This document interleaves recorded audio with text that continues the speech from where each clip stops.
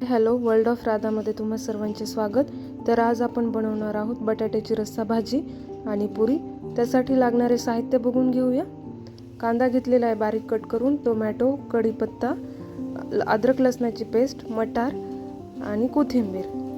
इथे उकडलेले बटाटे घेतलेले आहेत। आता आपण फोडणी करून घेऊया। कढईमध्ये तेल घालून घेतलेलं आहे। तेल छान तापल्यानंतर आता मी यामध्ये मोहरी आणि जिरा ॲड करून घेते, कढीपत्ता आणि आता सोबतच अद्रक लसणाची पेस्ट। अद्रक लसणाची पेस्ट छान ब्राऊन होऊ द्यायची आहे। आता यामध्ये कांदा घालून घेते। कांदाही आपल्याला छान परतून घ्यायचा आहे।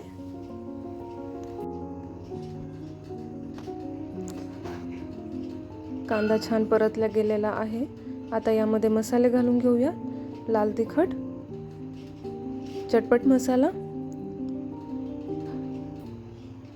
हळद, काश्मीरी लाल तिखट आणि काळा मसाला।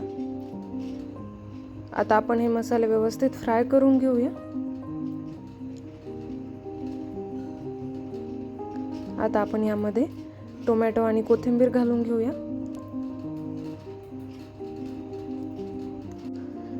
हे आपल्याला व्यवस्थित परतून घ्यायचं आहे तेल सुटेपर्यंत। आता मी इकडे उकडलेले बटाटे कट करून घेते।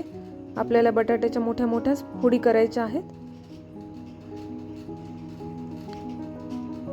तेल छान सुटल्यानंतर आता मी यामध्ये बटाटे घालून घेते आणि सोबतच मटारही घालून घेते। हे आता व्यवस्थित मिक्स करून घ्यायचंय। हे बघा इथे व्यवस्थित मिक्स झालेलं आहे। आता मी यामध्ये गरम पाणी घालून घेते। तुम्हाला हवे तशी घट्ट पातळ भाजी त्याप्रमाणे तुम्ही यामध्ये पाणी ॲड करायचे। आणि यामध्ये मी एक बटाटा कुस्करून घालते, यामुळे भाजीला छान बाइंडिंग येते। आता हे व्यवस्थित मिक्स करून आता आपण यामध्ये चवीप्रमाणे मीठ घालून घेऊया। मीठही व्यवस्थित मिक्स करून घ्यायचे आणि भाजीला 4 ते 5 मिनिटे छान उकळून घ्यायचे। हे बघा आपल्या भाजीवरती किती छान तरी आलेली आहे। बटाटे उकडून घेतलेले असल्यामुळे भाजीला खूप वेळ शिजू देण्याची गरज नाही। आपली भाजी आता इथे रेडी झालेली आहे। आता आपण पुऱ्या बनवण्यासाठी इथे गव्हाचं पीठ, त्यामध्ये मीठ, गरम तेलाचं मोहन। आता हे अगोदर गरम तेल असल्यामुळे चमच्याने मिक्स करून घ्यायचे आणि त्यानंतर आता हाताने व्यवस्थित मिक्स करायचे। त्यामध्ये कुठल्याही प्रकारच्या गुठळ्या नाही राहिल्या पाहिजे। आता यामध्ये थोडं थोडं पाणी घालून आपल्याला हे पीठ घट्टसर भिजवून घ्यायचे।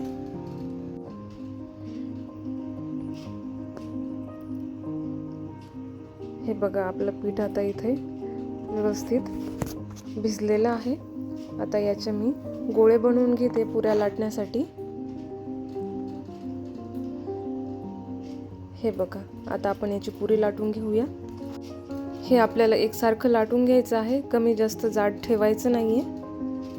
हे बघा मी इथे लाटून घेतलेलं आहे आणि आपल्याला गरम गरम तेलामध्येच पुऱ्या सोडायच्या आहेत।